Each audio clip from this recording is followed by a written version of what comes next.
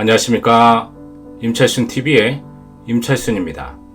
제가 여러 번 지적한 바와 같이 인플레이션과 신흥국에 대한 붕괴를 걱정하는 목소리가 터져 나오고 있습니다. 먼저 뱅크 오브 아메리카는 신흥시장 인플레이션이 우려된다고 하였습니다. 세계적인 소비 회복과 공급 차질로 해상 운임과 식품, 에너지 가격의 상승 가능성이 높아진 가운데 신흥시장의 인플레이션이 임박한 것 같다는 미국 금융권의 평가가 나왔습니다. CBNC 방송 보도에 따르면 미국의 뱅크 오브 아메리카는 지난 14일 배포한 보고서에서 최근 화물 운임, 원유 가격과 식품 가격의 상승은 신흥시장에서 인플레이션이 임박했음을 알리는 첫 번째 신호라면서 평가하였습니다. 다음은 조세일보의 뉴스입니다. 미국의 10년채 국채가 10일 1.2%를 돌파하면서 올해 들어 최고치를 기록했습니다. 미국 금리가 상승세를 보이는 것은 바이든 정부의 재정 확장 정책에 따른 통화 팽창과 함께 유가 상승 등으로 인한 비용 상승, 인플레이션 조짐마저 보이기 때문입니다. 금리는 인플레이션과 직접적인 상관관계를 가지고 있습니다.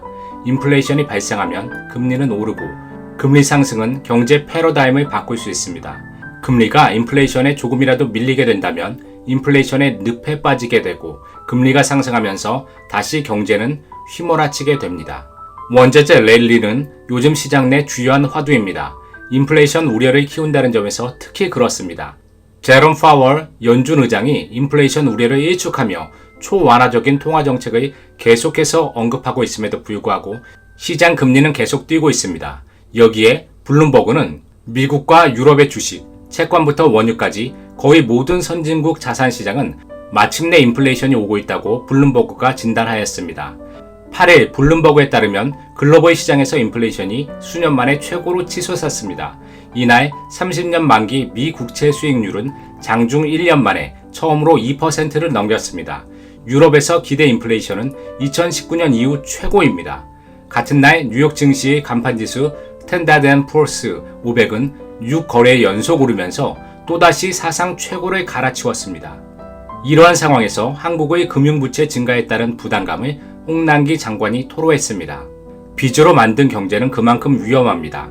공공사업이 일시적으로 종료됨에 따라서 역대 최악의 실업률을 보이고 있고 실업률은 지금 심각한 상황에 놓여 있습니다.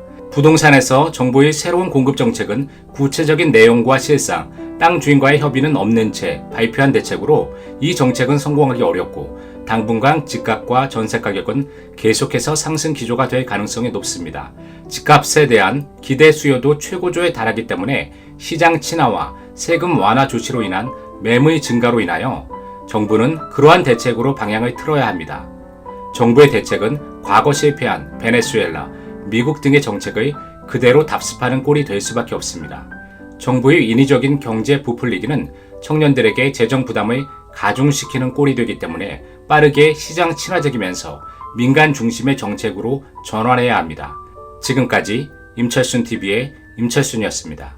감사합니다.